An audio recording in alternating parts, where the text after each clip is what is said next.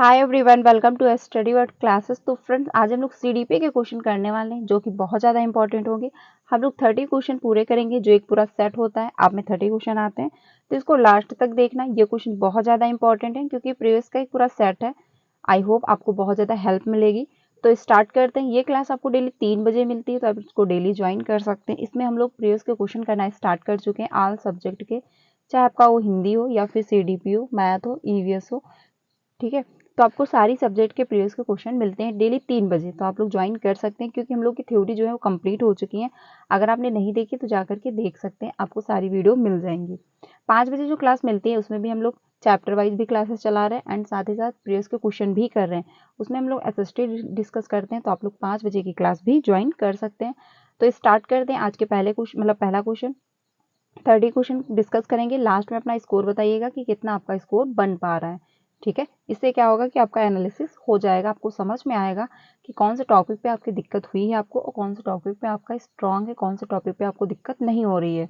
ठीक है, तो स्टार्ट करते हैं आज के क्वेश्चन। पहला है क्वेश्चन, भाषा के अर्जन एवं विकास के लिए सर्वाधिक संवेदनशील अवधि कौन सी है। यानी कि जो भाषा के अर्जन एवं विकास के लिए, यानी कि जो आपका, ठीक है, तो पहला है जन्म के पूर्व अवधि, या फिर प्रारंभिक बाल्यावस्था, या फिर मध्य बाल्यावस्था, या फिर एडोलेसेंस यानी किशोरावस्था। तो इसमें आपका जो हो जाएगा, बात जो की जा रही है, भाषा के अर्जन एवं विकास के लिए सर्वाधिक संवेदनशील अवधि क्या है, यानी कौन से स्टेज में जो है बच्चे का भाषा डेवलपमेंट अच्छा हो रहा होता है, वो अच्छे से एक्वायर कर रहा होता है अपने इन्वायरमेंट से लैंग्वेज को। तो जन्म पूर्व अवधि होगा, या फिर जो आपका प्रारंभिक बाल्यावस्था होगा यानी अर्ली चाइल्डहुड होगा, या फिर मिडिल चाइल्डहुड होगा, या फिर एडोलेसेंस होगा। तो क्वेश्चन नंबर जो फर्स्ट है इसमें आपका 2 ऑप्शन सही हो जाएगा, यानी प्रारंभिक बाल्यावस्था आपका होगा। क्योंकि क्या होता है, जब बच्चा अर्ली चाइल्डहुड में होता है तो वो लैंग्वेज को बहुत एक्वायर कर रहा होता है अपने इन्वायरमेंट से, अपने स्कूल से। अगर वो कहीं जा भी रहा है, खेल भी रहा है दोस्तों के साथ, तब भी वो कुछ ना कुछ लैंग्वेज सीख रहा होता है। हर चीज़ वो खा रहा है तब भी सीख रहा है, घर में किसी से मतलब घर में कोई लोग बात कर रहे हैं, अगर वो देख रहा है तब भी वहाँ से कुछ ना कुछ सीख रहा है। तो बच्चा इस अवस्था में जब होता है, अर्ली चाइल्डहुड में होता है, तो हर जगह से अपने एनवायरनमेंट में, हर जगह से, हर एक्टिविटी के माध्यम से वो कुछ ना कुछ सीख रहा होता है। क्योंकि क्या होता है कि अर्ली चाइल्डहुड में जो एलईडी बहुत ज़्यादा एक्टिव रहती है, जो कि लैंग्वेज सीखने का अच्छा साधन है। ठीक है, नॉम चॉम्स्की भी कहते हैं कि बचपन में मतलब 5 साल तक जो बच्चे की एलईडी होती है वो बहुत ज़्यादा एक्टिव रहती है। तो इसी वजह से क्या होता है, अर्ली चाइल्डहुड में बच्चा लैंग्वेज को बहुत अच्छे से एक्वायर कर रहा होता है, लैंग्वेज के प्रति क्या होता है, वो संवेदनशील होता है। वो बहुत सी चीज़ें जो है आप नहीं ध्यान देंगे, बट बच्चा अगर आपके साथ है तो वो ध्यान देगा, वो चीज़ें जो है एक्वायर कर लेगा। तो इसमें आपका जो है फर्स्ट यानी सेकंड ऑप्शन सही हो जाएगा, यानी कि अर्ली चाइल्डहुड या फिर प्रारंभिक बाल्यावस्था लैंग्वेज सीखने का सबसे संवेदनशील काल होता है। तो इसमें आपका 2 ऑप्शन सही हो जाएगा। आपने देखा होगा जब छोटे बच्चे होते हैं, अगर मूवी देख रहे हैं या फिर कार्टून देख रहे हैं, तो कार्टून वाली जो लैंग्वेज होगी वो बोलते हैं, बोलने की कोशिश करते हैं और बोलते भी हैं। ये इस वजह से होता है क्योंकि उनका एलईडी बहुत ज़्यादा एक्टिव रहता है, उनको इंटरेस्ट होता है कि हाँ हम दूसरी लैंग्वेज सीखें, हम जो आसपास देख रहे हैं वो हम सीखें, वो जल्दी से एक्वायर भी कर रहे होते हैं। ठीक है, तो इसमें आपका 2 ऑप्शन सही हो जाएगा। अगला है क्वेश्चन नंबर 2, निम्नलिखित में से कौन सी लॉरेंस कोहल वर्ग के द्वारा प्रस्तावित नैतिक विकास की एक अवस्था है। यानी कोहल वर्ग के द्वारा पूछी जा रही है, प्रस्तावित नैतिक विकास की एक अवस्था है। क्योंकि जो कोहल वर्ग है इनकी थ्योरी ही आधारित है मोरल डेवलपमेंट पे। तो इसमें पहला है आपका प्रस्तुपित अवस्था, या फिर सामाजिक अनुबंधन अभिविन्यास, या फिर मूर्त संक्रियात्मक अवस्था, या फिर उद्योग बनाम अधीनता अवस्था। तो इसमें आपका जो है क्वेश्चन नंबर 2, इसमें 2 ऑप्शन सही हो जाएगा, यानी कि आपका है द सोशल कंट्रैक्ट ओरिएंटेशन जो होता है, यानी सामाजिक अनुबंधन अभिविन्यास। यानी कि जो आपका सोशल कंट्रैक्ट ओरिएंटेशन होता है वो आपका सामाजिक अनुबंधन अभिविन्यास हो जाएगा। तो इसमें आपका 2 ऑप्शन जो है वो सही हो जाएगा। अगला है, क्योंकि कोहल वर्ग की जो थ्योरी है मॉरल डेवलपमेंट पे आधारित है, इन्होंने 3 जो है स्तर बताए, उसके अंतर्गत इन्होंने 4 चरण, मतलब हर एक स्तर में क्या है 2 चरण बताए हैं। ठीक है, तो 2-2 करके इनके 6 चरण बन जाते हैं, और स्तर जो है वो 3 है। तो ये भी ध्यान रखिएगा कि कितने स्तर हैं, 3 है। चरण कितने बताए हैं उसमें इन्होंने, तो उसमें 6 चरण हैं। आगे चलते हैं अगले क्वेश्चन पे। अगला है, कक्षा में परिचर्चा के दौरान एक शिक्षक प्रायः लड़कियों की तुलना में लड़कों पर अधिक ध्यान देता है, यह किसका उदाहरण है? यानी क्लासरूम में एक चर्चा हो रही है और चर्चा के दौरान क्या है, एक शिक्षिका मतलब एक शिक्षक है लड़कियों की अपेक्षा यानी लड़कियों पर इतना ध्यान नहीं दे रहे हैं जितना कि वो लड़कों पर ध्यान दे रहे हैं। तो वो एक कैसा व्यवहार दर्शा रहे हैं? ये आपका जेंडर पक्षपात है, या फिर जेंडर पहचान है, या फिर जेंडर संबंधता है, या फिर जेंडर समरूपता है? तो क्वेश्चन नंबर जो 3 है इसमें आपका फर्स्ट ऑप्शन सही हो जाएगा, यानी जेंडर पक्षपात है। यानी टीचर में क्या है, जेंडर बाइसनेस है मतलब टीचर में, क्योंकि क्या है वो पक्षपात कर रहा है, वो लड़कों को ज्यादा अहमियत दे रहा है, लड़कों को कम लड़कियों की अपेक्षा लड़कों को ज्यादा अहमियत दे रहा है। ठीक है, तो क्या है टीचर जो है वो पक्षपात कर रहा है क्लासरूम में। तो इसमें आपका फर्स्ट ऑप्शन जो है वो सही हो जाएगा। अगला है क्वेश्चन, बच्चों में जेंडर रूढ़िवादिता एवं जेंडर भूमिका अनुरूपता को कम करने के लिए निम्नलिखित में से कौन सी पद्धति जो है प्रभावशाली है? यानी कि जो सदियों से चली बनी आ रही धारणाएं हैं, ठीक है, जेंडर की भूमिका है अनुरूपता को कम करने के लिए, यानी कि जो सदियों से चली आ रही धारणाएं हैं कि जो लड़कियां हैं वो घर का काम करेंगी, जो लड़के हैं वो बाहर का काम करेंगे, लड़के रोते नहीं है। तो ये जो बनी चली आ रही धारणाएं हैं, ये तो किसी बुक में नहीं लिखा है कि लड़के रोते नहीं है, और ये भी कहीं नहीं लिखा है कि जो लड़कियां वो घर का ही काम करेंगी। आज की डेट में बहुत ज्यादा इंप्रूवमेंट है, बट आज भी कहीं कहीं ऐसे क्षेत्र हैं जहाँ पे भी ये अभी भी आपको देखने को मिलता है, जो लड़कियां हैं वो बाहर का काम नहीं करती हैं, या फिर उनको आज भी दबाया जाता है कि ये कहकर कि तुम लड़की हो। ठीक है, तो ये इसको कम करने का जो प्रभावशाली तरीका कौन सा होगा? जेंडर पक्षपात के बारे में चर्चा करना, या फिर जेंडर विशिष्ट भूमिकाओं को महत्व देना, या फिर जेंडर पृथक लेख जो है समूह बनाना, या फिर जेंडर पृथक बैठने की व्यवस्था करना। तो क्वेश्चन नंबर जो 4 है इसमें आपका फर्स्ट ही ऑप्शन सही होगा, क्योंकि जेंडर पक्षपात के बारे में क्या कर रहे हैं आप क्लासरूम में डिस्कस कर रहे हैं। जब चर्चा करेंगे तभी जाके किसी भी प्रॉब्लम का सोल्यूशन निकल पाता है। तो अगर क्लासरूम में आप इस पर चर्चा करेंगे तो बहुत सारे बच्चे होंगे, ठीक है, और हर 30 बच्चे 30 मतलब जगह के आए होंगे, सभी का बैकग्राउंड चेंज होगा। जब क्लासरूम में डिस्कस करेंगे तो सभी बच्चे उसमें इंटरेस्ट लेंगे, उनको भी समझ में आएगा। तो एटलीस्ट इन 3 बच्चों में तो क्या है जेंडर बाइसनेस नहीं पाया जाएगा, वो क्या पक्षपात नहीं करेंगे। तो ऐसे ही करके धीरे धीरे जो है जागरूकता आ जाएगी। तो क्या करना है, इस पर हमको सबसे पहले डिस्कस करना है, डिस्कशन करना है क्लासरूम में या फिर कहीं बाहर की आखिर ऐसा क्यों है भाई।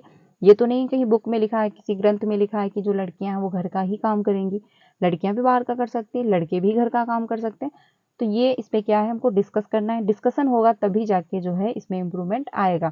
तो इसमें आपका फर्स्ट ऑप्शन सही हो जाएगा। अगला है क्वेश्चन नंबर 5। इसमें बात कही गई है, निम्नलिखित में से किस मनोवैज्ञानिक ने बच्चों को ज्ञान के सक्रिय जिज्ञासु के रूप में देखते हुए उनके चिंतन पर सामाजिक एवं सांस्कृतिक विषय वस्तुओं के प्रभाव को महत्व दिया है? यानी कि कौन से मनोवैज्ञानिक हैं ये बताते हैं कि बच्चा एक्टिव है और साथ ही साथ क्वेरी मतलब जिज्ञासु है। ठीक है, जिज्ञासु के रूप में देखते हुए उसके चिंतन एवं सामाजिक एवं सांस्कृतिक विषय वस्तुओं के प्रभाव को महत्व दिया है। तो आपका वाटसन हो जाएंगे, लेवाइगोस्की हो जाएंगे, या फिर जीन पियाजे हो जाएंगे, या फिर जो है कोहलबर्ग हो जाएंगे। तो क्वेश्चन नंबर जो 5 है इसमें 2 ही ऑप्शन सही होगा, क्योंकि जहां पे बात आ जाए सामाजिक सांस्कृतिक सिद्धांत की वहां पे आपके वाइगोस्की हो जाते हैं। ठीक है, तो इसमें आपका जो है 2 ऑप्शन सही हो जाएगा, क्योंकि वाइगोस्की की थ्योरी ही आधारित है आपकी सोशल सामाजिक कल्चर पर। ठीक है, यानी सोशल कल्चर अप्रोच जो है वो लेवाइगोस्की की थ्योरी ही है, तो उस पर ही आधारित है। यानी इन्होंने क्या सबसे ज्यादा महत्व दिया, समाज को, संस्कृत को, और सबसे ज्यादा महत्व दिया भाषा को। 3 जो है इन्होंने 3 टूल को ही सबसे ज्यादा महत्व दिया कि अगर बच्चे का इन्वायरमेंट बहुत अच्छा है तो अच्छा डेवलप करेगा, बच्चे का कल्चर कैसा हुआ ये भी मैटर करता है कि वो किस बैकग्राउंड से रह रहा है, उसका कल्चर क्या है, और साथ ही साथ लैंग्वेज। ठीक है, तो इसमें आपका 2 ऑप्शन जो है वो सही हो जाएगा। अगले क्वेश्चन पे चलते हैं। अगला है, जिंसा पहेली को करते, ये क्वेश्चन बहुत इंपॉर्टेंट है क्योंकि अक्सर ये पूछा जाता है, तो आप लोग ध्यान रखिएगा। जिक्सा पहेली को करते समय 5 वर्ष की जो है नजमा स्वयं से कहती है कि नीला टुकड़ा कहाँ है, नहीं यह वाला नहीं, गाढ़े रंग वाला, जिससे यह जूता पूरा बन जाएगा। यानी कि मान लीजिए वो जूता बना रही है, ठीक है, लेकिन वो खुद से कह रही है कि वो नीला टुकड़ा कहाँ है, जिससे कि वो जूता जो है पूरा कंप्लीट हो जाएगा अगर वो नीला टुकड़ा उसमें लग जाएगा। तो वो खुद से ही बात कर रही है, ये नहीं वो किसी से कह रही है या फिर किसी को बता रही है, ऐसा नहीं, वो खुद से ही जो है बात कर रही है कि इसका जो नीला टुकड़ा कहाँ है, जिससे वो ये नहीं गाढ़े रंग वाला, जिससे ये जूता पूरा कंप्लीट हो जाएगा। तो इस प्रकार की वार्ता को वाइगोस्की किस तरह संबोधित करेंगे, अकॉर्डिंग टू वाइगोस्की के अनुसार आपको बताना है। तो पहला है प्राइवेट स्पीच, या फिर होगा जोर से बोलना, या फिर होगा आपका इसके फोल्डिंग, या फिर होगा आत्म केंद्रित जो है वार्ता, यानी बच्चा क्या है इगोसेंट्रिज्म स्पीच दे रहा है। तो क्वेश्चन नंबर जो आपका 6 है, इसमें आपका फर्स्ट ही ऑप्शन सही होगा, क्योंकि व्यक्तिगत व्यक्तिगत वार्ता हो रही है, यानी प्राइवेट स्पीच इसको कहते हैं वाइगोस्की। अगर यहीं पे आ जाता जीन पियाजे तो आपका जो है 4 ऑप्शन सही हो जाता, यानी कि इगोसेंट्रिज्म है बच्चा, लेकिन यहाँ पे पूछा है अकॉर्डिंग टू वाइगोस्की, तो इस वजह से आपका जो है फर्स्ट ऑप्शन सही होगा। अगर यहाँ पे पूछ लेता वाइगोस्की के अनुसार, सॉरी पियाजे के अनुसार, तो आपका जो है आंसर चेंज हो जाता। तो ये भी ध्यान रखना, जो वाइगोस्की है वो क्या कहते हैं, प्राइवेट स्पीच को कहते हैं। इन्होंने इसको बहुत ज़्यादा अप्रिशिएट किया, क्योंकि क्या था, इन्होंने 3 प्रकार की लैंग्वेज बताई थी। पहला था प्राइवेट स्पीच, फिर है आपका इनर स्पीच, फिर है आपका सोशल स्पीच। ठीक है, तो उसमें सबसे ज़्यादा जो इन्होंने महत्व दिया था वो प्राइवेट स्पीच को दिया, क्योंकि जब हम ये वाइगोस्की कहते थे कि जब बच्चा प्राइवेट स्पीच बोलता है, यानी जब खुद से वो बात कर रहा होता है, तो खुद को डायरेक्शन दे रहा होता है, खुद को एक गाइड कर रहा होता है, खुद को एक दिशा में ले जा रहा होता है। तो ये इन्होंने प्राइवेट स्पीच को बहुत ज़्यादा अहमियत दी, क्योंकि प्राइवेट स्पीच से बच्चा क्या है खुद को डायरेक्शन देगा, खुद को मोटिवेट भी कर रहा है, खुद को जो है एडजस्ट कर रहा है उसी काम में, और खुद को क्या है उसी में जो है इंक्लूड कर रहा है। तो इसमें आपका क्या है फर्स्ट ऑप्शन सही हो जाएगा। लेकिन वहीं पे अगर जीन पियाजे होते तो वो कहते हैं कि बच्चा क्या है अहम केंद्रित है, यानी बच्चा इगोसेंट्रिज्म है, यानी वो खुद से बात कर रहा है तो बच्चा अहम केंद्रित है, अगर जीन पियाजे के अकॉर्डिंग पूछता तो। लेकिन यहाँ पे वाइगोस्की था, इस वजह से आपका फर्स्ट ऑप्शन सही होगा प्राइवेट स्पीच। प्राइवेट स्पीच जो है बहुत ज़्यादा अच्छा माना है वाइगोस्की ने, क्योंकि ये क्या है बच्चा जो है खुद से बात करता है और खुद खुद को क्या है वो डायरेक्शन दे रहा होता है। तो इसमें आपका फर्स्ट ऑप्शन सही हो जाएगा। अगले क्वेश्चन पे चलते हैं।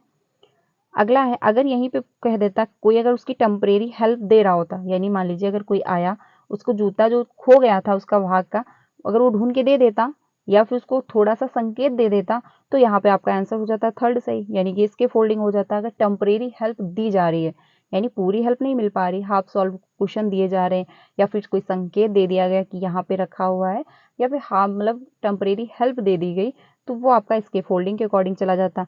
लेकिन यहाँ पे जो पूछा था कि बच्चा खुद से बात कर रहा है, तो क्या हो जाएगा, तो आपका प्राइवेट स्पीच हो जाएगा। आगे चलते हैं अगले क्वेश्चन पे। अगला है, बच्चों को संकेत देना तथा आवश्यकता पड़ने पर सहयोग प्रदान करना निम्नलिखित में से किसका उदाहरण है, यानी कि क्या कर रहे हो बच्चों को सपोर्ट भी कर रहे हो, ठीक है, और साथ ही साथ उसकी जो नीड है, नीड के अनुसार जो क्या है आप एग्जाम्पल भी दे रहे हो। तो इसमें आपका कौन सा ऑप्शन सही हो जाएगा, आपका जो है रिफोर्समेंट होगा, या फिर आपका कंडीशनिंग होगा, या फिर मॉडलिंग होगा, या फिर इसके फोल्डिंग होगा। तो इसमें आपका जो है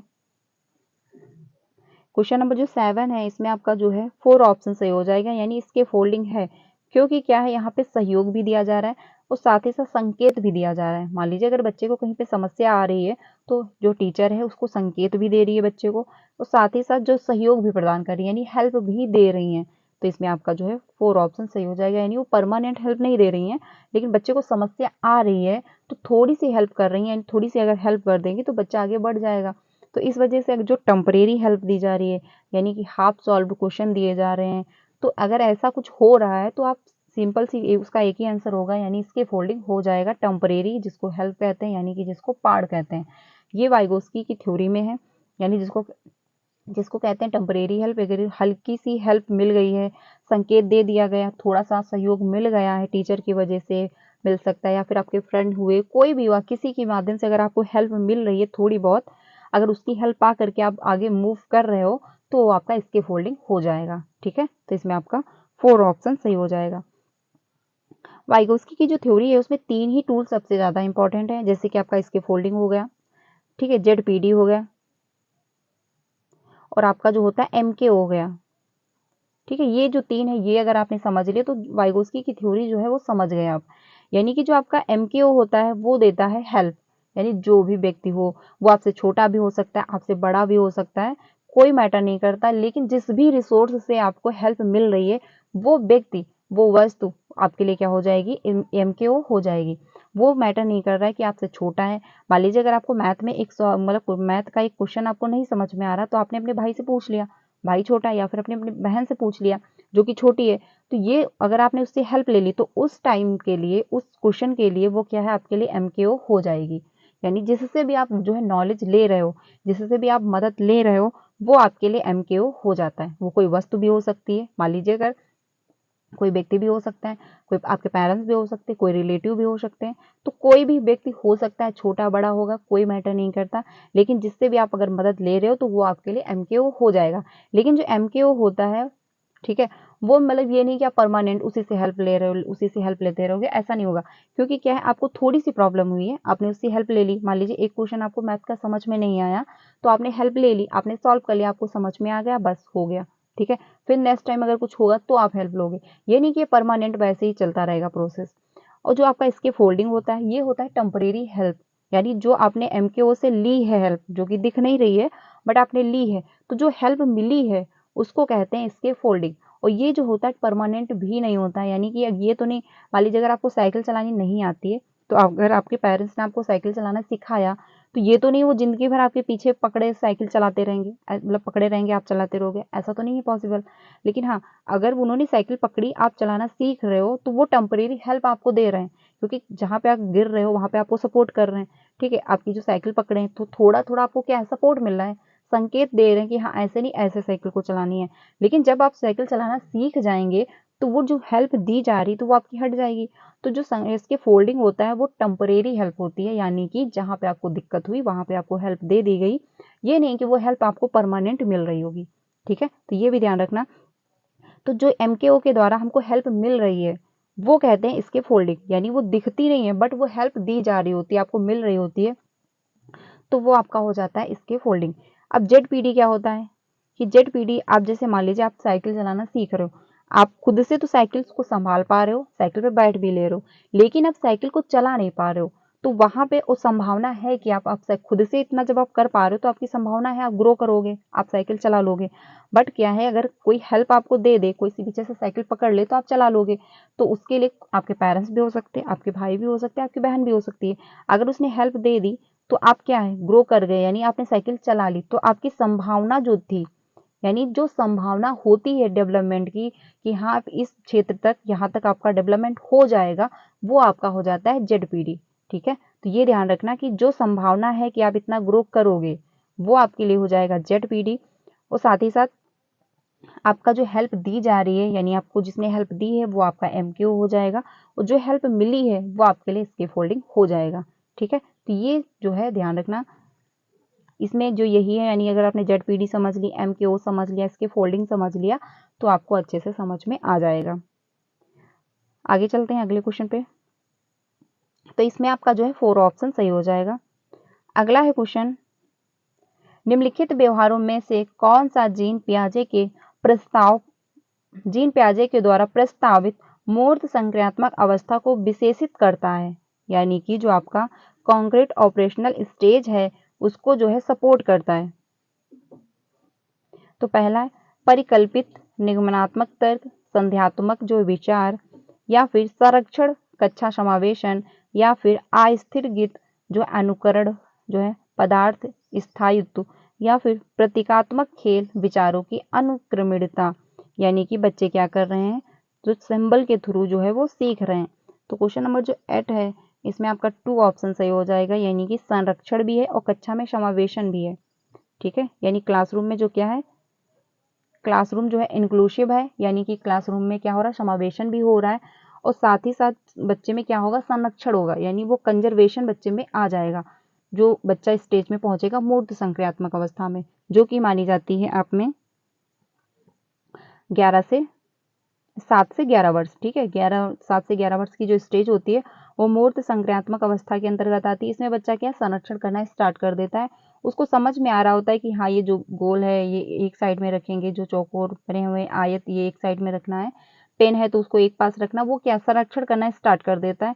और साथ ही साथ जो है क्लासरूम में वो समावेशन भी, यानी इंक्लूड होना स्टार्ट कर देता है। तो इसमें आपका 2 ऑप्शन सही हो जाएगा। अगला है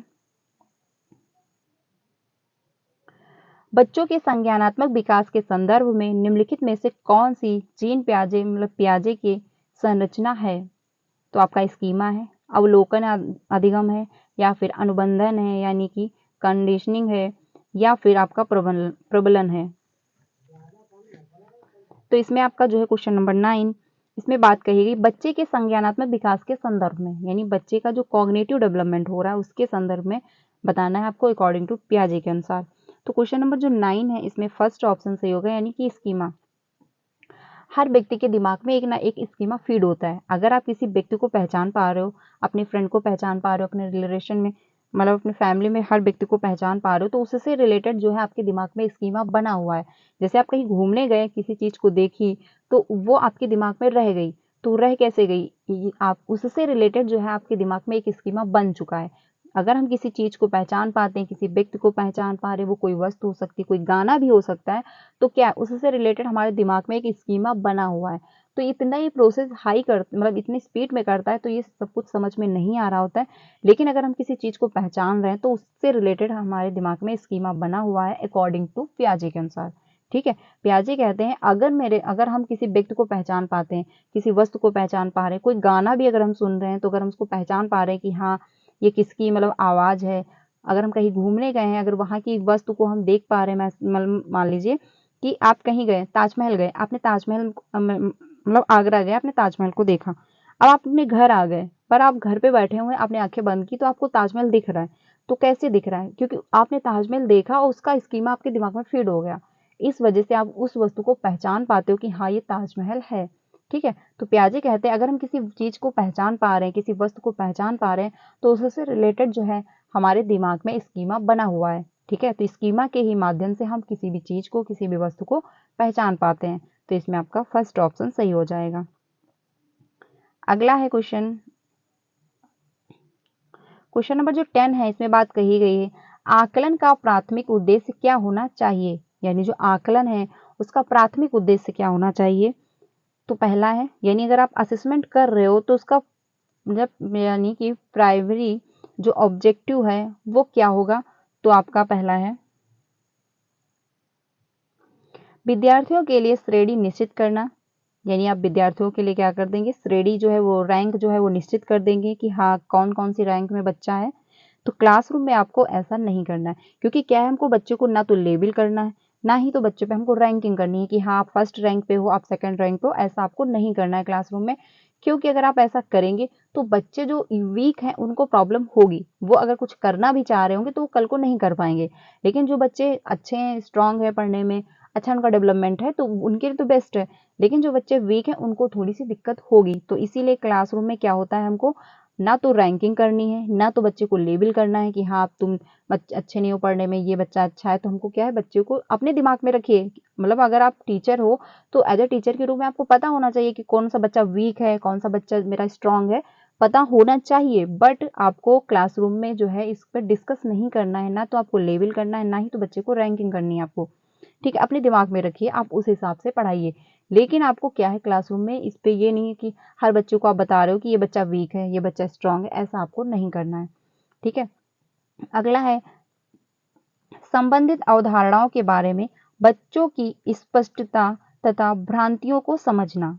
तो बिल्कुल सही बात है, क्योंकि आकलन का प्राथमिक उद्देश्य यानी प्राइमरी जो ऑब्जेक्टिव है वो यही होना चाहिए कि हम अवधारणाओं को समझें, जो बच्चे जो है अंडरस्टैंडिंग है बच्चों में या फिर नहीं है।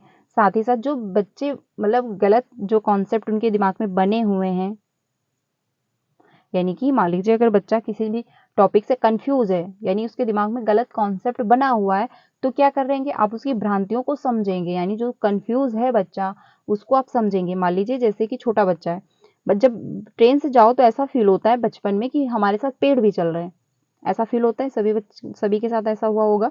तो ऐसा फील होता है, तो बच्चे क्या, उससे बच्चों को ये फील होता है कि हम तो चल रहे हैं ट्रेन में और हमारे साथ पेड़ भी चल रहे हैं, जैसे कि हम चल रहे हैं तो हमारे साथ सूरज भी चल रहा है, ऐसा फील होता है, यानी जो सूर्य है वो भी हमारे साथ चल रहा होता है। तो ये जो गलत धारणाएं बनी है बच्चों में, उस पर क्या करना है हमको, उनकी भ्रांतियों को, उनके कंफ्यूजन को हमको दूर करना है। ये नहीं कि उनको बनाए रखना है, बरकरार रखना है, या फिर बच्चे से कहना है कि खुद से ही इसका आंसर ढूंढ के ले आओ, ऐसा भी आपको नहीं करना है अगर आप असेसमेंट कर रहे हो तो। इसमें आपका जो है टू ऑप्शन सही होगा।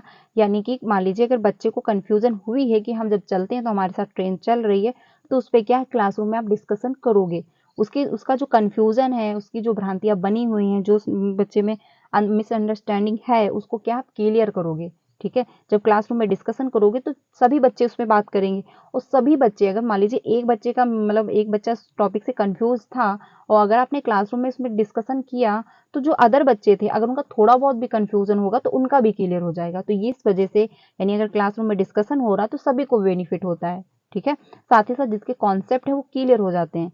तो इसमें क्या है, हमको सबसे पहले बच्चे को भ्रांतियां दूर करनी है, यानी कि जो बच्चे कंफ्यूज हैं, यानी उनमें मिसकॉन्सेप्ट जो बना हुआ है उसको हमको क्लियर करना है। ठीक है, और साथ ही साथ बच्चे की जो धारण मतलब अवधारणाएं हैं उनको क्या करना है, यानी बच्चे जो अंडरस्टैंडिंग जिनमें बच्चे में बनी हुई है उसको भी हमको समझना है। तो आकलन जो होता है इसका फर्स्ट प्रायोरिटी यही होनी चाहिए कि बच्चे की जो थिंकिंग है वो हमको समझ में आए। साथ ही साथ किसी भी टॉपिक से रिलेटेड अगर बच्चे में गलत कॉन्सेप्ट बना हुआ है, बच्चा कंफ्यूज है, तो उसको हमको क्लियर करना है। ठीक है, अगले क्वेश्चन पे चलते हैं। जैसे कि मान लीजिए अगर क्लासरूम में कहा जाए कि पानी नीला होता है, ठीक है, लेकिन बच्चे ने जो है तालाब में पानी भरा देख लिया, उसने देखा बहुत टाइम का पानी था, उसमें हरा हरा उसको दिख रहा है। अब बच्चा जो क्लासरूम में आया उसने कहा कि पानी तो हरा होता है, लेकिन पानी तो बताया जा रहा है कि पानी तो नीला है।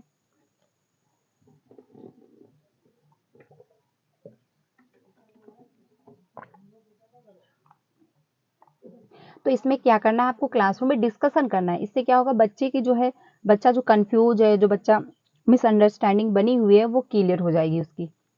ठीक है, तो क्या करना है, सबसे पहले बच्चों की भ्रांतियों को हमको समझना है और दूर करना है। तो इसमें आपका 2 ऑप्शन सही हो जाएगा।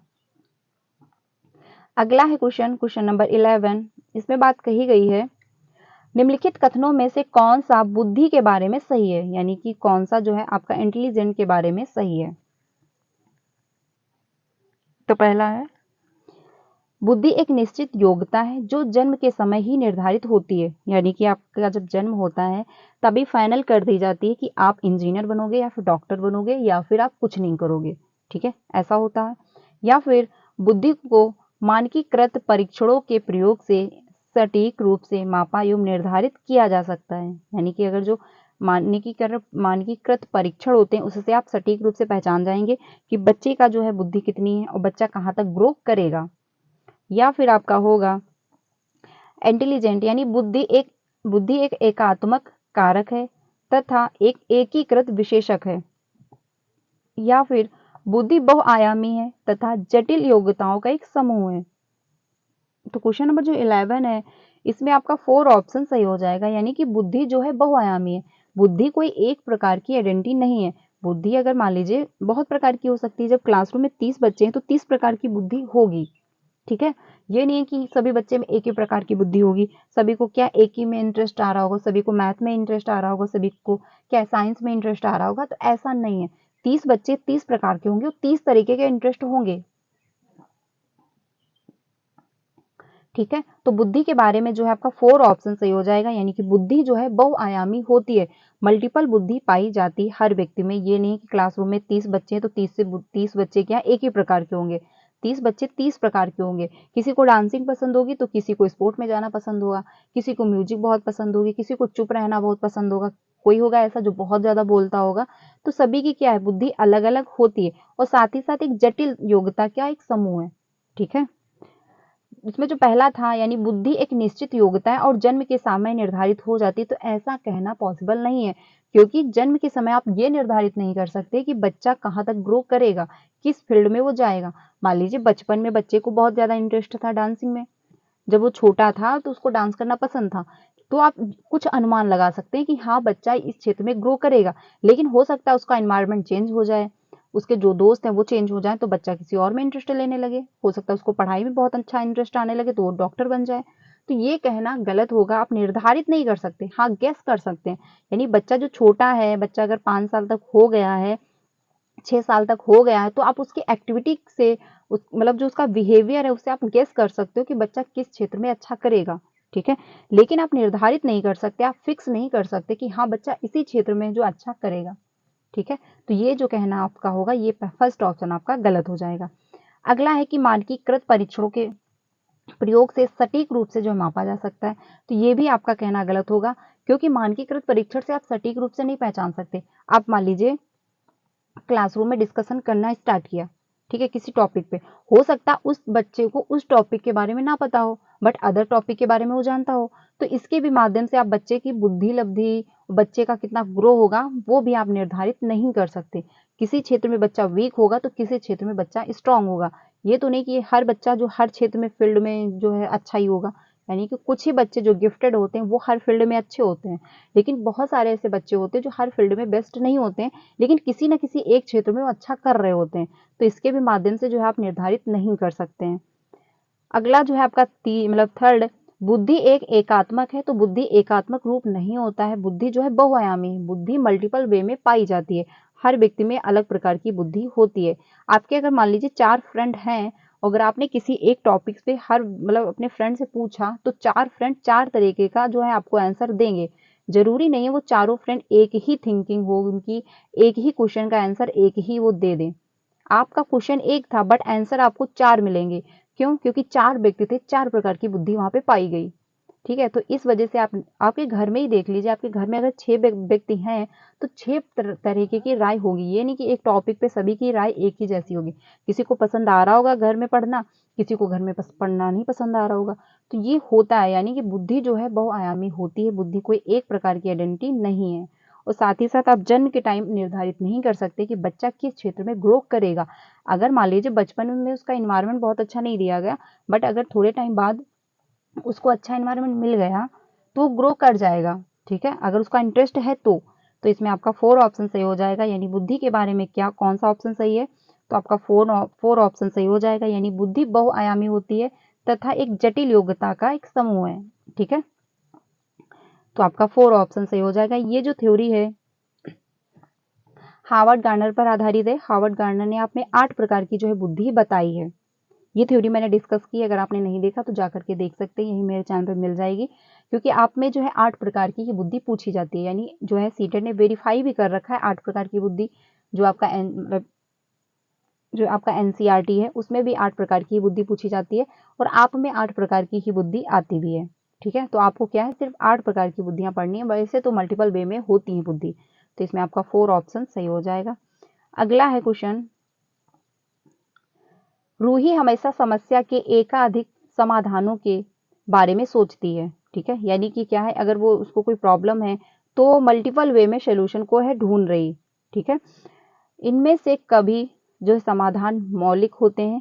रूही किन गुणों का जो है प्रदर्शन कर रही है, यानी क्या है, वो प्रॉब्लम जो है वो मल्टीपल वे में सोच रही है अलग अलग तरीके से, लेकिन कभी जो है वो समाधान अच्छे हो जाते हो, कभी समाधान से मतलब जिस जैसे वो सोच रही है, कभी कभी उससे तो प्रॉब्लम सॉल्व हो जा पा रही है, लेकिन कभी कभी उसी से प्रॉब्लम सॉल्व नहीं होती है।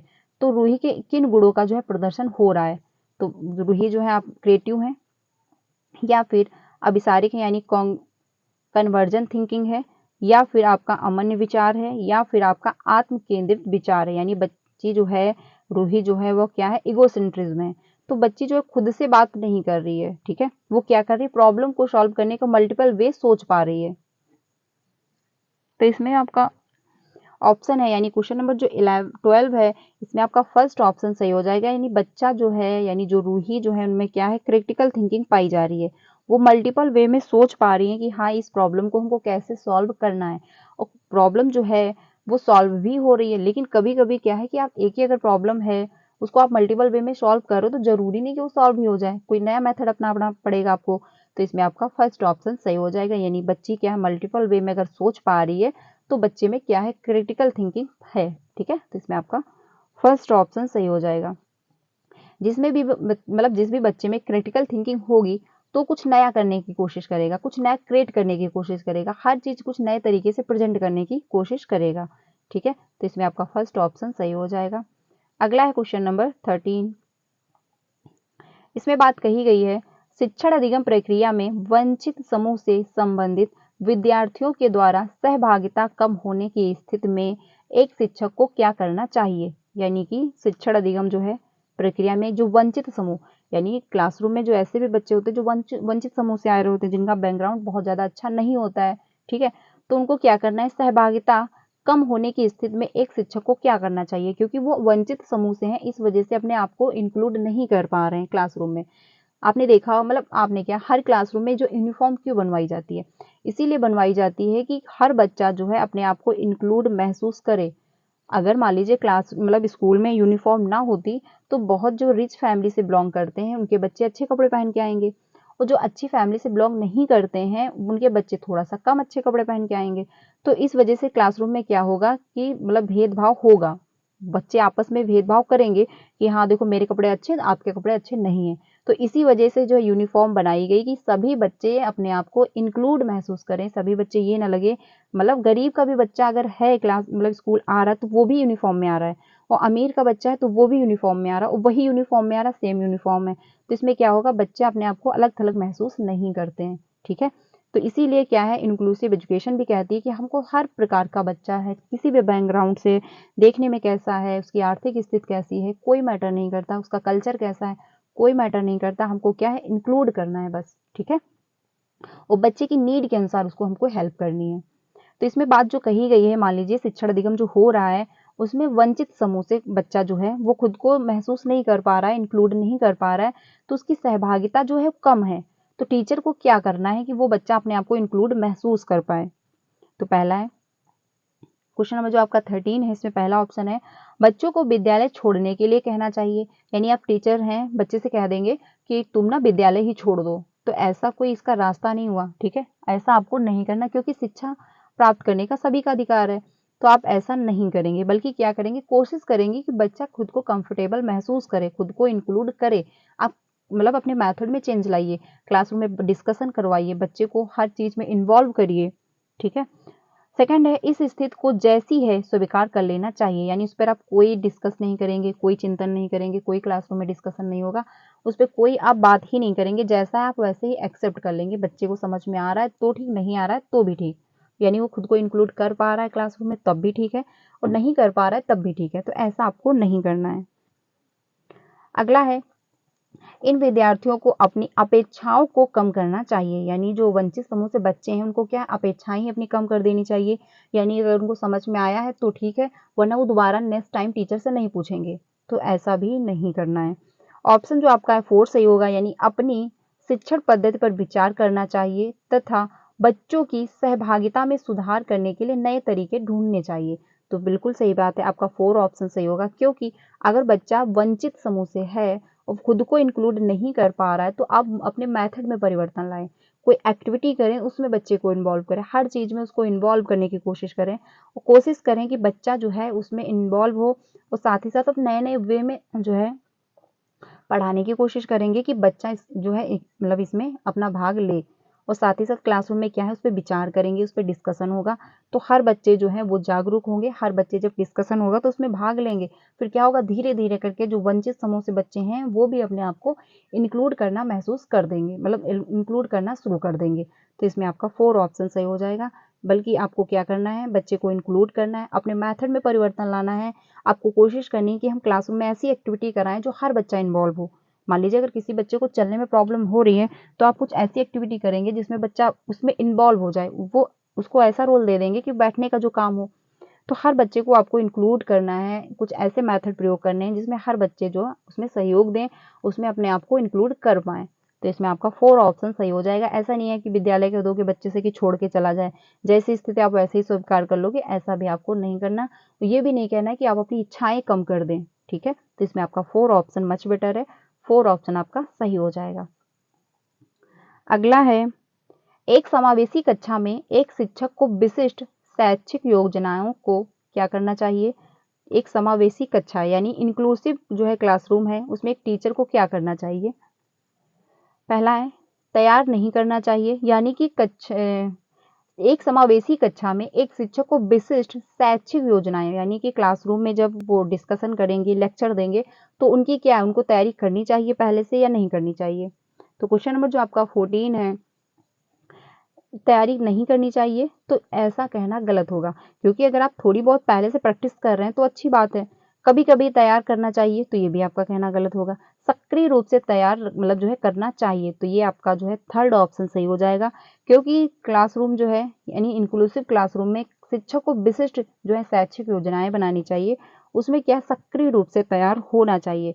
जब टीचर सक्रिय रूप से इन्वॉल्व होगा, यानी मान लीजिए क्लासरूम में जब टीचर एक्टिव होता है तो बच्चे एक्टिव होते हैं। अगर टीचर बहुत अच्छे से पढ़ा रहा है, बहुत अच्छे से एक्सप्लेन कर पा रहा है, तो टीचर, आपने देखा होगा क्लासरूम में क्या होता है, यानी कि किसी को साइन मतलब चुप कराने की कोशिश नहीं करनी पड़ती। अगर टीचर अच्छा है तो टीचर आएगा अच्छे से, अगर वो पढ़ा रहा है तो ऑटोमेटिक धीरे धीरे क्या है, क्लासरूम में सब बच्चे शांत हो जाते हैं और सभी बच्चे ध्यान देना शुरू कर देते हैं।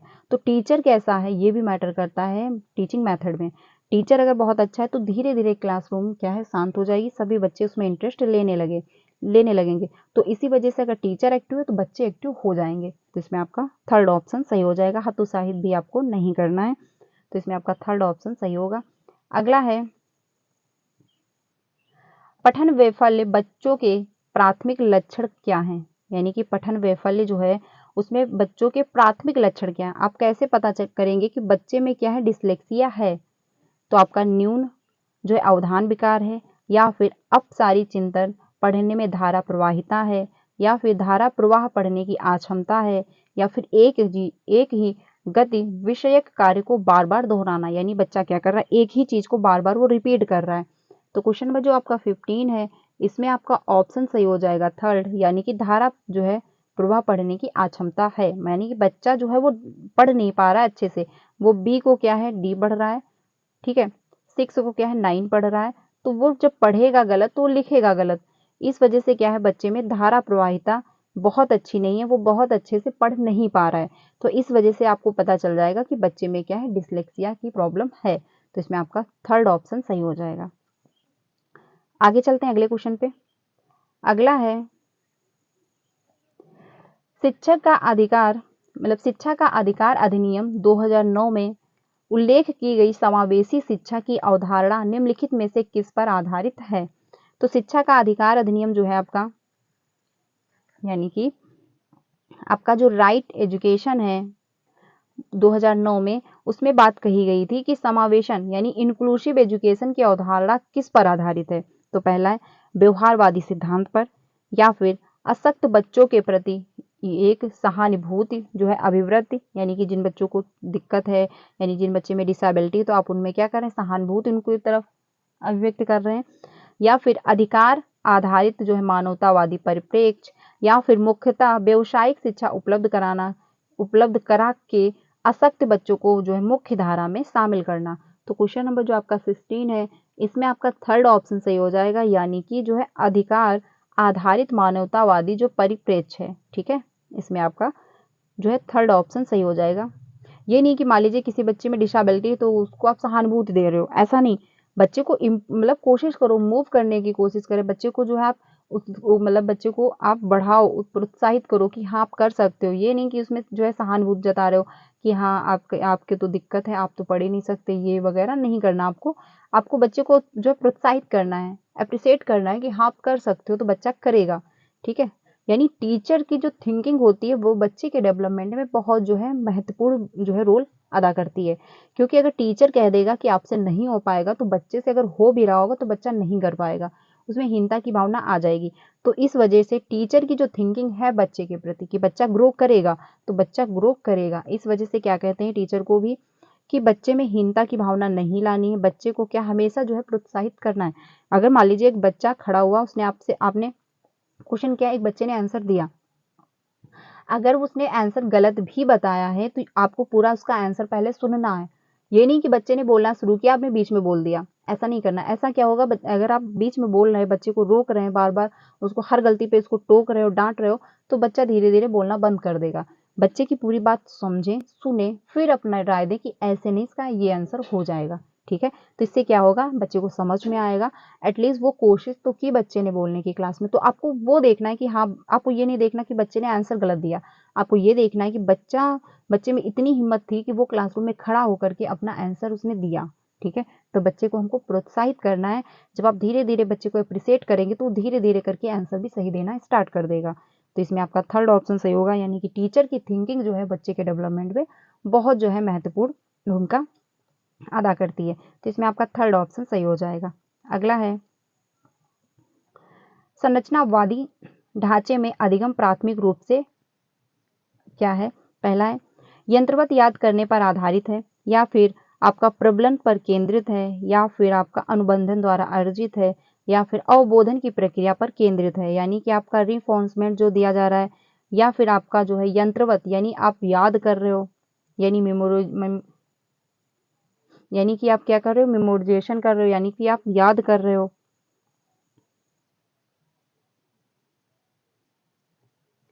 तो इसमें आपका जो है क्वेश्चन नंबर जो आपका है 17, इसमें आपका 4 ऑप्शन सही हो जाएगा, यानी कि आप अवबंधन की प्रक्रिया पर केंद्रित है।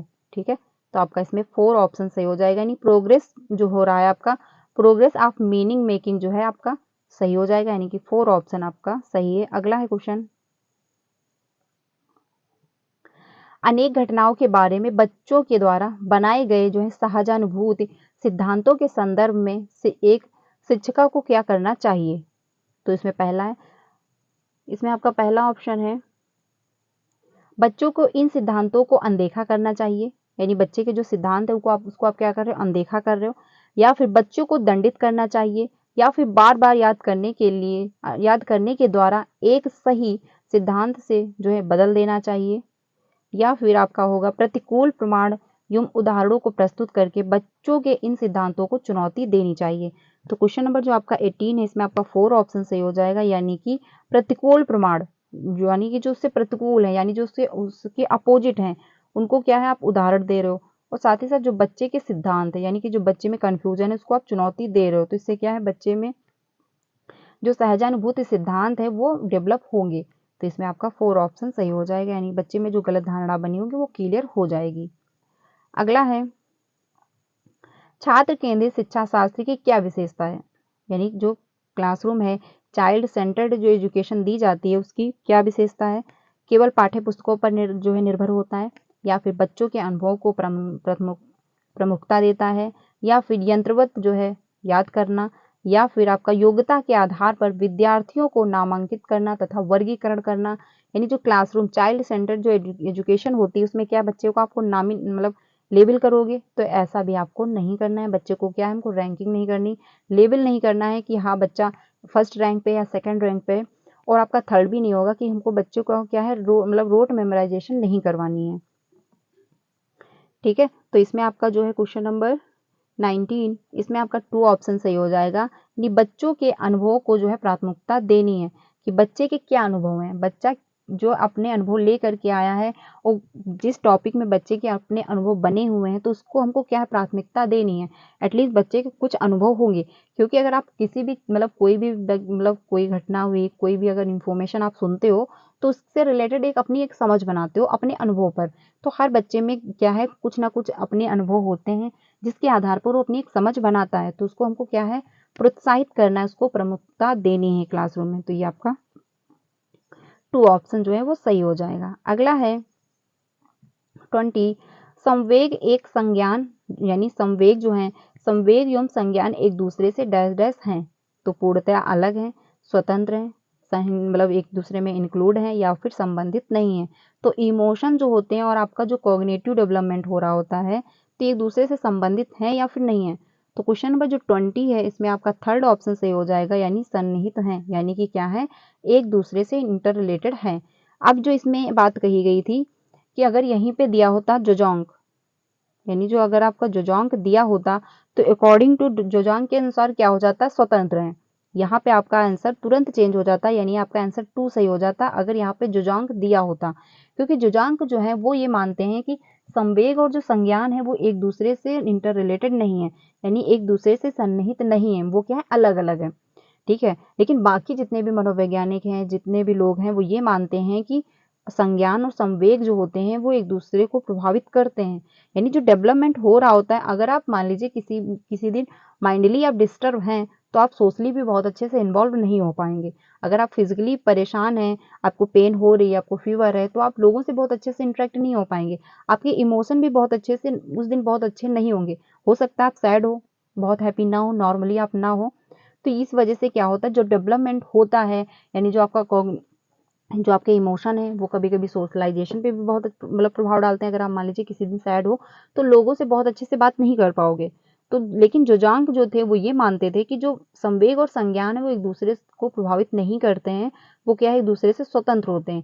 लेकिन बाकी लोग ये मानते हैं कि जो संज्ञान और संवेग एक दूसरे को प्रभावित करते हैं। अगर आप मान लीजिए इमोशनली बहुत अच्छे से नहीं हो या फिर आपका कॉग्निटिव डेवलपमेंट अच्छा नहीं है, तो आप इमोशनली बहुत अच्छे से इन्वॉल्व नहीं हो पाओगे। आपको पता ही नहीं चलेगा कहाँ पे हमको रोना है, कहाँ पे हमको हंसना है, कहाँ पे हमको चुप रहना है। ठीक है, तो ये दोनों क्या है एक दूसरे को प्रभावित करते हैं और हर डेवलपमेंट एक दूसरे को प्रभावित करता है। यानी कि अगर आप मतलब आपका माइंड मतलब सोशली आप अगर बहुत अच्छे से इन्वॉल्व नहीं हो पाए हो, तो कभी कभी आप इमोशनली भी बहुत अच्छे से नहीं रहोगे। आप सैड हो जाओगे कि देखो मैं वहां पे गया था, बहुत अच्छे से बात नहीं कर पाया। तो इससे क्या ये प्रभाव डालते हैं, हर एक पक्ष दूसरे पक्ष को प्रभावित करता है। तो इसमें आपका थर्ड ऑप्शन सही हो जाएगा। लेकिन अगर यहीं पे जोजांग दिया होता तो आपका आंसर जो है 2 हो जाता।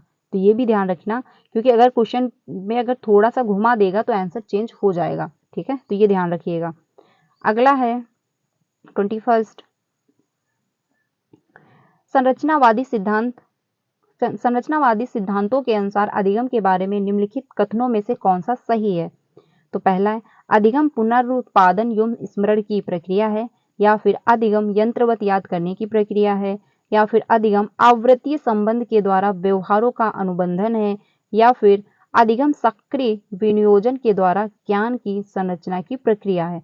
तो क्वेश्चन नंबर जो 21 है इसमें आपका 4 ऑप्शन सही हो जाएगा। यानी अधिगम जो है सक्रिय विनियोजन के द्वारा ज्ञान की संरचना की प्रक्रिया है। यानी कि आप क्या कर रहे हैं, ज्ञान को विनियोजित रूप से जो है सक्रिय कर रहे हैं और साथ ही साथ जो है संरचना यानी क्रिएट कर रहे हैं आप। ठीक है, तो इसमें आपका जो है 4 ऑप्शन सही हो जाएगा। अगले क्वेश्चन पे चलते हैं 22 पे। विद्यार्थियों को स्पष्ट उदाहरण एवं गैर उदाहरण देने का क्या परिणाम है? यानी कि आप जो एग्जाम्पल दे रहे हो और नॉन एग्जाम्पल दे रहे हो तो उससे क्या उसका क्या बेनिफिट है, आखिर क्यों दिया जा रहा है? ठीक है, तो पहला है अवधारणाएं यानी अवधारणात्मक परिवर्तनों को प्रोत्साहित करने के लिए यह एक प्रभावशाली तरीका है। अगला है यह विद्यार्थियों के दिमाग में भ्रांतियां उत्पन्न करता है, यानी बच्चे क्या कंफ्यूज हो जाते हैं। या अवधारणाओं की समझ में जो है अभाव पैदा करता है, या फिर यह अवधारणात्मक समझ के बजाय कार्य विधिक जो है क्रियात्मक ज्ञान पर ध्यान केंद्रित करता है। तो क्वेश्चन नंबर जो 22 है इसमें आपका फर्स्ट ऑप्शन सही होगा। यानी कि अवधारणात्मक परिवर्तनों को प्रोत्साहित करने के लिए यह एक प्रभावशाली तरीका है। तो इसमें जो बात कही गई उदाहरण और गैर उदाहरण यानी कि एग्जाम्पल और नॉन एग्जाम्पल, तो क्लासरूम में क्या करना है, आपको एग्जाम्पल भी देने और नॉन एग्जाम्पल भी देने। इससे क्या है कोई भ्रांतियां पैदा नहीं होंगी, यानी बच्चे में क्या कोई कंफ्यूजन क्रिएट नहीं होगी, बल्कि बच्चा मान लीजिए किसी भी टॉपिक से कंफ्यूज है, उसमें मतलब गलत धारणाएं बनी हुई हैं तो वो क्लियर हो जाएंगी।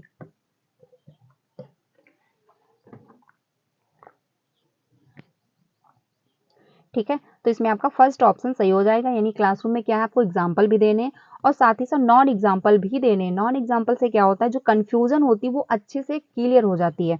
अगर मान लीजिए किसी बच्चे में मिसअंडरस्टैंडिंग बनी हुई है, वो अच्छे से नहीं समझ पाया, गलत धारणाएं बनी हुई हैं, तो अगर एग्जाम्पल दे रहे हो आप और फिर साथ साथ नॉन एग्जाम्पल, जैसे कि आप आकाश में चिड़िया उड़ रही है और आपने एरोप्लेन देखा, बच्चे से कहा ये चिड़िया है लेकिन जो एरोप्लेन गया ये एरोप्लेन जो है वो चिड़िया नहीं है, या फिर ये चिड़िया जो है वो एरोप्लेन नहीं है, तो बच्चे का जो डाउट है वो क्लियर हो गया कि जो चिड़िया है वो एरोप्लेन नहीं है और एरोप्लेन जो है वो चिड़िया नहीं है। ठीक है, ये दोनों जो है अलग अलग है। ठीक है, तो इस वजह से क्या है बच्चे में जो मतलब एग्जाम्पल दिए जाते हैं और साथ ही साथ जो नॉन एग्जाम्पल दिए जाते हैं उसमें और अच्छे से क्लियरिटी आ जाती है कि हाँ बच्चे को समझ में आ जाता है कि जो ये चिड़िया है वो चिड़िया ही है और ये जो एरोप्लेन है वो एरोप्लेन है। ये दोनों एक जैसे नहीं है ना, मतलब दोनों के नाम भी अलग हैं और दोनों एक जैसे भी नहीं है, दोनों अलग अलग हैं, यानी दोनों अलग अलग ऑब्जेक्ट हैं। ठीक है, उड़ते आसमान में ही है बट क्या है दोनों अलग अलग हैं। तो बच्चे में क्या था, यानी जो कंफ्यूजन थी वो क्रिएट हो गई, यानी जो कंफ्यूजन थी वो क्लियर हो गई। ठीक है, तो इसमें आपका जो है एग्जाम्पल और नॉन एग्जाम्पल क्लासरूम में देने चाहिए। ये क्या होता है इससे बच्चे में अगर कोई गलत धारणा बनी हुई है तो वो क्लियर हो जाएगी, इससे क्या होगा बच्चे कंफ्यूज नहीं होंगे। ठीक है, तो इसमें आपका फर्स्ट ऑप्शन सही होगा, यानी एग्जाम्पल देना और नॉन एग्जाम्पल देना अच्छा होता है। तो इसमें आपका फर्स्ट ऑप्शन हो जाएगा। अगला है क्वेश्चन, बच्चों को अधिगम गतिविधियों में भागीदारी करने के लिए लगातार पुरस्कार देना व दंड का प्रयोग करने से क्या प्रभाव पड़ता है? यानी बच्चा अगर अच्छा काम कर रहा है तो आप उसको मतलब गिफ्ट दे रहे हो और साथ ही साथ अगर बच्चा गलत काम कर रहा है तो आपका क्या उसको पनिशमेंट दे रहे हो, तो ऐसा करने से क्या प्रभाव पड़ेगा। पहला है बाहरी अभिप्रेरणा कम होगी, या फिर आंतरिक अभिप्रेरणा बढ़ती है, या फिर यह बच्चों को प्रदर्शन आधारित लक्ष्यों के बजाय जो है निपुणता पर ध्यान केंद्रित करने के लिए प्रोत्साहित करती है, या फिर अधिगम में बच्चों की स्वाभाविक अभिरुचि तथा जिज्ञासा कम करती है। तो इसमें आपका जो है यानी गतिविधियां जो हो रही हैं उसमें आप क्या कर रहे हो, अगर बच्चा अच्छा कर रहा है तो आप उसको पुरस्कृत कर रहे हो, सम्मानित कर रहे हो, लेकिन अगर बच्चा कुछ गलत कर रहा है तो आप उसके लिए दंड दे रहे हो, यानी भागीदारी करने के लिए लगातार जो है पुरस्कार दे रहे हो, दंड दे रहे हो। तो इसमें आपका जो है क्वेश्चन नंबर 23 4 ऑप्शन सही हो जाएगा, यानी अधिगम में बच्चों की स्वाभाविक अभिरुचि तथा जिज्ञासा कम होगी। क्योंकि अगर आप उसको मान लीजिए एक बच्चा है, अगर आप उसको डेली चॉकलेट दे रहे हो और ये ABCD सुना रहा है, तो कब तक आप चॉकलेट दोगे और कब तक उसको चॉकलेट का लालच रहेगा, थोड़े टाइम बाद बंद हो जाएगा। यानी उसको क्या इंटरेस्ट था थोड़े टाइम तक, तो उसने सुनाया, आपने चॉकलेट दी, लेकिन एक टाइम बाद वो कम हो जाएगा, यानी जो उसकी जिज्ञासा है वो कम हो जाएगी, उसको चॉकलेट में इंटरेस्ट नहीं आएगा। तो बच्चे को क्या करना है, हमको प्रोत्साहित करना, बल्कि बच्चे में क्या है इंटरनल मोटिवेशन जो है हमको, यानी इंटरनल मोटिवेशन जो है वो हमको भरनी है कि बच्चा खुद से अंदर से प्रेरित हो। ये नहीं वो बाहर का दिखावा करे कि हमको किसी को इम्प्रेस करना है इसलिए हम कर रहे हैं, या फिर हमको पुरस्कार मिलेगा इस वजह से हम कर रहे हैं, या फिर वो दंड से बचने के लिए काम कर रहा है। तो कब तक वो दंड से बचेगा, थोड़े टाइम बाद उसको कहेगा कोई बात नहीं, मार ही तो खाना है, 2 डंडे पड़ेंगे कोई बात नहीं, होमवर्क नहीं करेंगे, तो वो कब तक करेगा। बच्चे को क्या है, हमको जो है मतलब इंटरनल मोटिवेशन जो है वो बच्चे में हमको भरनी है। तो इसमें आपका 4 ऑप्शन सही होगा, यानी कि अगर बच्चा अच्छा काम कर रहा है तो आप उसको पुरस्कार दे रहे हो, अगर गलत काम कर रहा है तो उसके लिए आप क्या पनिशमेंट दे रहे हो। तो ये अधिगम जो है स्वाभाविक अभिरुचि धीरे धीरे जो जिज्ञासा है वो खत्म हो जाएगी। बच्चा क्या है कहेगा ये तो रोज ही का काम है, छोड़ो। ठीक है, तो इसमें आपका 4 ऑप्शन सही हो जाएगा। अगला है 24, निम्नलिखित में से कौन सी प्रथाएं सार्थक अधिगम को बढ़ावा देती हैं। पहला है शारीरिक दंड, सहयोगात्मक अधिगम पर्यावरण, या फिर सतत एवं जो समग्र मूल्यांकन, या फिर निरंतर तुलनात्मक मूल्यांकन। तो इसमें बात कही गई प्रथाएं सार्थक अधिगम को बढ़ावा देती हैं। ठीक है, तो क्वेश्चन नंबर जो 24 है इसमें आपका 2 ऑप्शन सही हो जाएगा, यानी कि आपका सेकंड सही है और आपका थर्ड सही है। यानी कि आपका कोऑपरेटिव जो लर्निंग होती है वो अच्छी होती है इन्वायरमेंट में, और सतत एवं समग्र मूल्यांकन होता है, ये भी आपका जो है अच्छा माना जाता है। यानी कि अगर क्लासरूम में सहयोग के माध्यम से बच्चे सीख रहे हैं तो बेस्ट सीखेंगे, अगर बच्चे एक में इन्वॉल्व हो पा रहे हैं, एक्टिविटी करके सीख रहे हैं, एक दूसरे की मदद कर रहे हैं, तो वो बेहतर सीखते हैं। और साथ ही साथ सतत एवं समग्र मूल्यांकन भी होना चाहिए। तो इसमें आपका जो है 2 ऑप्शन सही हो जाएगा। अगले क्वेश्चन पे चलते हैं। अगला है शिक्षक बच्चों की जटिल अवधारणाओं की समझ को विकसित अवधारणाओं की समझ को किस प्रकार जो है सहज कर सकते हैं। ठीक है, यानी जो जटिल अवधारणाएं हैं उसको किस प्रकार से जो है सहज कर सकते हैं। तो पहला है एक व्याख्यान दे करके, यानी अगर बच्चे में जो जटिल अवधारणाएं बनी हुई हैं, अंडरस्टैंडिंग जो है, तो कैसे कौन से एग्जाम्पल से वो क्लियर हो जाएगी। तो आप व्याख्यान देंगे यानी लेक्चर देंगे, इससे सही हो जाएगी, या फिर प्रतियोगात्मक अवसरों की जो है व्यवस्था करेंगे, या फिर बार बार जो है यांत्रिक अभ्यास के द्वारा, या फिर अन्वेषण एवं चर्चा के लिए अवसर उपलब्ध कराना। तो क्वेश्चन नंबर जो आपका 25 है इसमें 4 ऑप्शन सही होगा, यानी कि बच्चे को आप अवसर देंगे, वो अन्वेषण करेगा, वो कुछ खोज करेगा। ठीक है, तो इसमें आपका 4 ऑप्शन सही हो जाएगा। जब क्लासरूम में डिस्कशन होगा वो कुछ नया खोजने की कोशिश करेगा, कुछ नया क्रिएट करने की कोशिश करेगा। तो बच्चे में क्या है ये मतलब जो जटिल अवधारणाएं हैं उनको सहज यानी आराम से धीरे धीरे क्या है बच्चा फिर उसकी जो अवधारणाएं गलत बनी हुई है, यानी जो जटिल अवधारणाएं वो धीरे धीरे नॉर्मल हो जाएंगी जब बच्चे को अवसर दिए जाएंगे। यानी स्टार्टिंग में बच्चे को टफ लगता है कोई भी काम करने में, लेकिन जब वो धीरे धीरे करना स्टार्ट कर देता है तो वही काम उसको ईजी लगने लगता है। तो इसमें आपका 4 ऑप्शन सही होगा, यानी बच्चे को हमको अवसर देने हैं, क्लासरूम में चर्चा करवानी है, तो इसमें आपका 4 ऑप्शन सही हो जाएगा।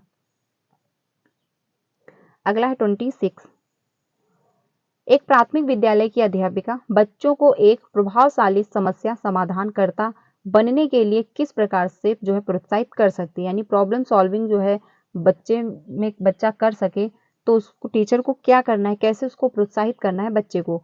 तो पहला है प्रत्येक छोटे कार्य के लिए भौतिक पुरस्कार देना, या फिर केवल प्रतिक्रियात्मक ज्ञान पर बल महत्व देना, या फिर गलत उत्तरों को अस्वीकार करके जो है दंडित करना, या फिर बच्चों को जो है सहजानुभूति अनुमान लगाने के लिए प्रोत्साहित करके तथा उसी पर आधारित विचार जो है मंथन करना।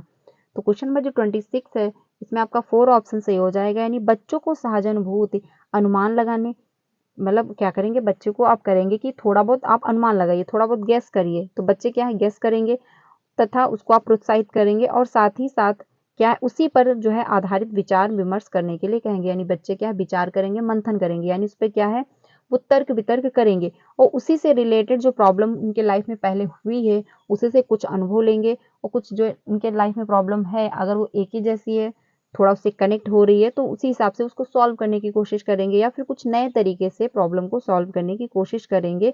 प्रॉब्लम को समझेंगे कि ये प्रॉब्लम एटलीस्ट है क्या, कहाँ से उत्पन्न हुई है, इसका सोल्यूशन क्या निकलेगा, कैसे इसको हम सॉल्व कर सकते हैं। तो बच्चे क्या है विचार विमर्श करेंगे, जो है मतलब तर्क वितर्क करेंगे। तो इसमें आपका 4 ऑप्शन जो है वो सही हो जाएगा। अगला है 27।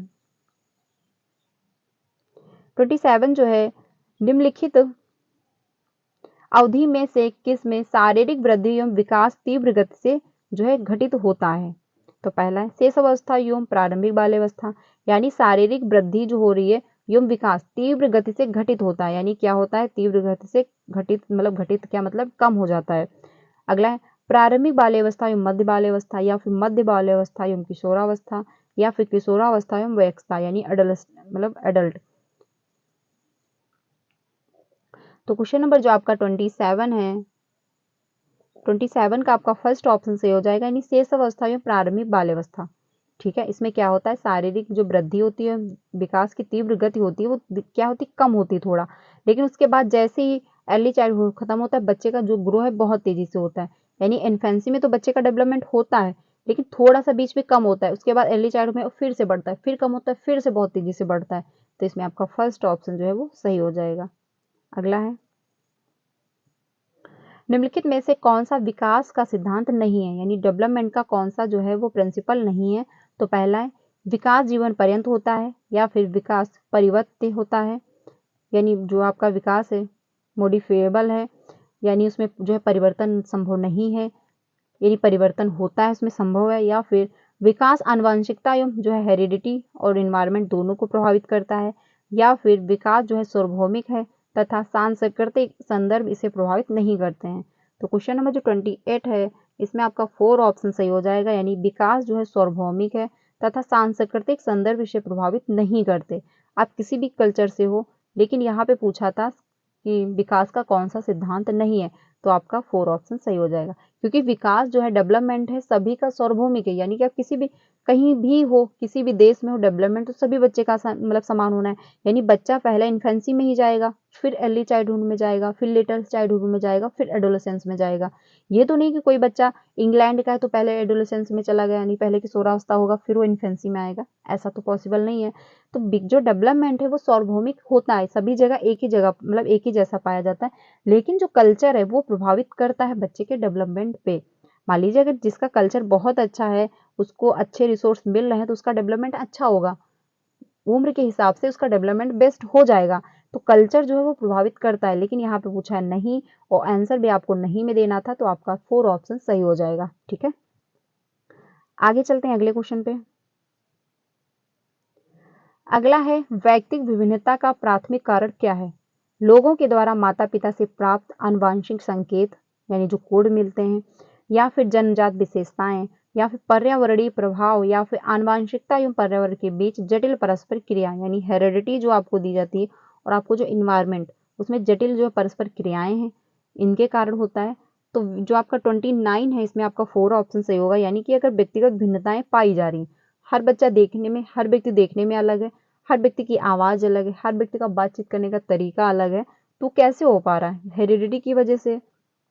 ये तो नहीं सभी व्यक्ति एक ही मतलब एक ही तरीके के दिखते हैं, सभी व्यक्ति की जो हाइट एक ही जैसी, कोई छोटा है, कोई बड़ा है, कोई गोरा है, कोई काला है, कोई बनावट में अलग है, तो हर व्यक्ति के अलग अलग प्रकार का पाया जाता है, तो उसमें भिन्नता देखने को मिलती है, तो वो आपकी हेरिडिटी से ही होती है और साथ ही साथ आपका इन्वायरमेंट, क्योंकि इन्वायरमेंट कैसा रहा है वो आपके डेवलपमेंट में प्रभाव डालता है। तो इन्वायरमेंट सभी का चेंज होता है, यानी सभी का जो कल्चर है वो चेंज है, इस वजह से जो है बच्चे में, हर व्यक्ति में भिन्नता देखने को मिलती है। तो भिन्नता किस वजह से होती है? आपकी हेरिडिटी से और आपके इन्वायरमेंट से। ठीक है, तो इसमें आपका 4 ऑप्शन सही हो जाएगा। अगला है, मान लीजिए अगर आपकी आंखों का रंग भूरा है तो आपको हेरिडिटी से मिला है। किसी व्यक्ति की आंखों का रंग काला होगा, तो भिन्नता कहाँ से आई? भाई 2 व्यक्ति हैं और दोनों व्यक्ति में एक व्यक्ति की आंखों का रंग जो है काला है, एक व्यक्ति की आंखों का रंग जो है भूरा है, तो हेरिडिटी की ही वजह से तो भिन्नता हुई। ठीक है, तो हेरिडिटी और इन्वायरमेंट दोनों जो है वो भिन्नता, मतलब जो भिन्नता का कारण बनते हैं, यानी जो है डिफरेंस जो होता है 2 व्यक्तियों में, वो हेरिडिटी और इन्वायरमेंट की वजह से होता है। तो इसमें आपका 4 ऑप्शन सही हो जाएगा। अगला लास्ट क्वेश्चन है, निम्नलिखित में से कौन सा द्वितीयक सामाजिकरण एजेंसी का उदाहरण है, यानी सेकेंड सोशलाइजेशन जो एजेंसी है वो कौन सी है? पहला है परिवार एवं पास पड़ोस, या फिर परिवार एवं मीडिया, या फिर विद्यालय और मीडिया, या फिर आपका मीडिया एवं पास पड़ोस। तो क्वेश्चन नंबर जो 30 है, इसमें बात कही गई द्वितीय जो है समाजीकरण, यानी सेकंड जो है सोशलाइजेशन क्या है आपका? तो थर्ड ऑप्शन होगा, यानी विद्यालय और परिवार, सॉरी विद्यालय और मीडिया। यानी कि जो विद्यालय है वो भी आपका सेकेंडरी में जाता है और आपका मीडिया भी सेकेंडरी में जाता है। हम सबसे पहले किससे जो है इंटरेक्ट हो रहे हैं वो आपका परिवार होता है, क्योंकि बच्चा जन्म परिवार में लेता है। परिवार के बाद वो किससे मिलता है? यानी माता पिता से मिलने के बाद, परिवार के सदस्यों से मिलने के बाद वो आस पड़ोस के लोगों से इंटरेक्ट होता है, अपने दोस्तों से इंटरेक्ट होता है, जो उसके रिलेशन में हैं लोग उनसे इंटरेक्ट होता है। फिर उसके बाद वो विद्यालय जाता है। ये तो नहीं कि बच्चे ने जन्म मतलब सीधे जन्म लिया और विद्यालय चला गया, ऐसा तो पॉसिबल नहीं है। तो जो बच्चे मतलब जन्म के बाद जिससे पहले इंटरेक्ट हो रहे होते हैं वो आपका जो है प्रथम सोशलाइजेशन हो जाता है, यानी फर्स्ट सोशलाइजेशन हो जाता है। लेकिन जब बच्चा सेकेंडरी सोशलाइजेशन होगा, जब सेकेंड बार, यानी कि पहले तो बच्चा परिवार में जन्म लिया, आस पड़ोस के लोगों से मिला, रिलेशन में जो व्यक्ति थे उसके जो फ्रेंड बने, फिर उसके बाद वो विद्यालय गया, तो आपका सेकेंडरी सोशलाइजेशन हो जाएगा। यानी विद्यालय है, मीडिया है, ये आपका सेकेंडरी सोशलाइजेशन हो जाते हैं। ठीक है, तो इसमें आपका थर्ड ऑप्शन सही होगा। अगर यहाँ पे पूछ लेता प्राथमिक सेकेंड मतलब प्राथमिक सोशलाइजेशन, तो आपका परिवार एवं पड़ोस मतलब पास पड़ोस हो जाता। तो प्राथमिक एजेंसी के अंतर्गत हमेशा परिवार आएगा, पास पड़ोस के लोग आएंगे, लेकिन सेकेंडरी एजेंसी में आपका विद्यालय हो जाएगा, मीडिया हो जाएगा और बाकी कोई भी रिसोर्स हो सकते हैं। तो इसमें आपका थर्ड ऑप्शन सही हो जाएगा। तो फ्रेंड्स आज के लिए इतना ही। 30 क्वेश्चन मैंने आप लोगों के साथ डिस्कस किए हैं। आई होप आपको हेल्प मिली होगी। तो 30 ऑफ आपके कितने सही हुए आप लोग कमेंट में बताइएगा। इससे क्या होगा, आपका एनालिसिस हो जाएगा। मैं बार बार इसलिए इस पे फोकस कर रही हूँ कि अगर आपने कितने क्वेश्चन अटेंड किए हैं, पहली बात तो आपको ये समझ में आएगा कि आपने 30 में कितने क्वेश्चन अटेंड किए और कितने आपके सही हो पा रहे हैं, कौन सा टॉपिक का क्वेश्चन आपसे गलत हुआ है और कौन सा टॉपिक का क्वेश्चन आपका गलत नहीं हुआ है। तो जो टॉपिक का क्वेश्चन गलत हुआ है आप उस पर फोकस करिए, उसको अच्छे से समझ लीजिए। मान लीजिए अगर वाइगोस्की से रिलेटेड क्वेश्चन भी थे, यानी ये जो प्रीवियस के क्वेश्चन होते हैं उसमें हर टॉपिक से क्वेश्चन इंक्लूड किया जाता है और ये क्वेश्चन ऐसे ही जो है बनाए जाते हैं, क्रिएट किए जाते हैं। तो आपको समझ में आएगा कि जैसे वाइगोस्की से रिलेटेड अगर आपको क्वेश्चन नहीं समझ में आया है, आपसे नहीं हो पाया है, तो आप वाइगोस्की की थ्योरी फिर से देखोगे, आपको अच्छे से समझ में आ जाएगा। तो इसीलिए मैं कह रही हूँ आप लोग कमेंट में अपना स्कोर जरूर बताइएगा कि कितना आपका स्कोर हो पा रहा है। 30 ऑफ आपके कितने सही हुए हैं, आपने कितने अटेंड किए और कितने आपका स्कोर बन पा रहा है, आप लोग जरूर बताइएगा। बाकी ये क्लास डेली 3 बजे मिलती है, तो आप इसको डेली ज्वाइन करिएगा। आपका पेपर 1 हो या पेपर 2 क्लियर हो जाएगा। और साथ ही साथ 5 बजे की क्लास, क्योंकि 5 बजे की क्लास में हम लोग सोशल साइंस डिस्कस करते हैं, जो कि पेपर 2 का बहुत ही इंपॉर्टेंट जो है सब्जेक्ट है। अगर पेपर 2 क्लियर करना है तो आपको सोशल साइंस तो पढ़नी ही पड़ेगी, तभी जाके आपका पेपर 2 क्लियर हो पाएगा। तो 5 बजे और आपकी 3 बजे की जो क्लास है आप दोनों ज्वाइन करिएगा। आपका पेपर 1 हो या पेपर 2 अच्छे से क्वालिफाई हो जाएगा।